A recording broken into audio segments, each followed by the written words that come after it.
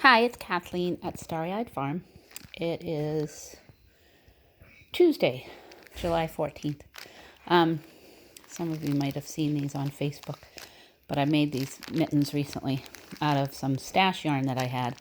I've been doing a lot of my own spinning and knitting, and this is not my, I bought this yarn, so it is my yarn, but it's not something I made. It's a Noro product.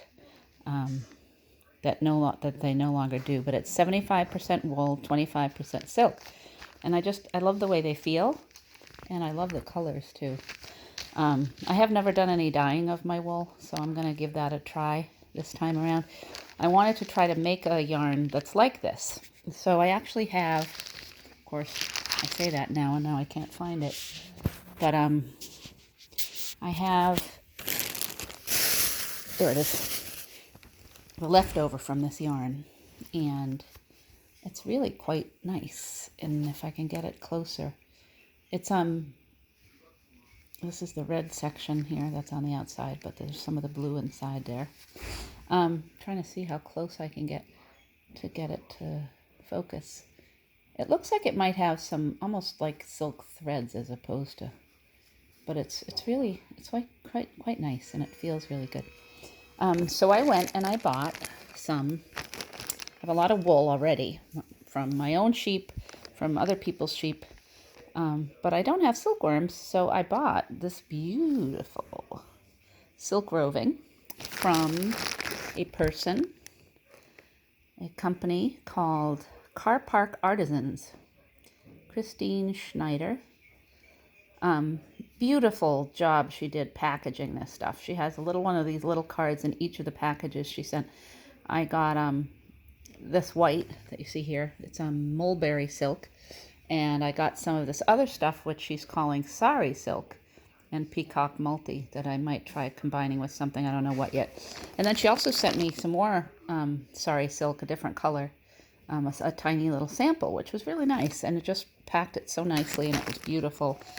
Whereas the other person I got stuff from just put it in a bag, didn't even say what it was, didn't give me the receipt or anything inside the bag. It's so different how different people on Etsy do. And this woman's stuff was beautiful. But this is the silk, and it just feels awesome.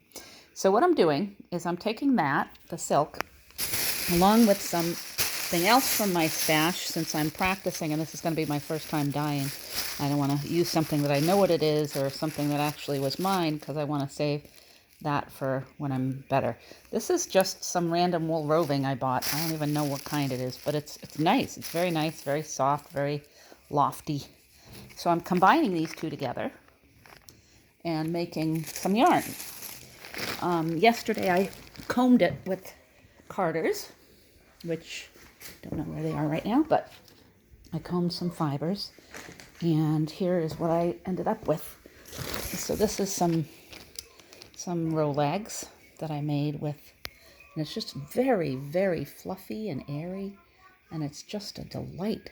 So what I've been doing is I'm using this little food scale here, and then I put some of the fiber on here. So I want 75% wool, and I do 3 grams of the wool and 1 gram of the silk, and then I put some fiber, a little bit of each, on to the carders.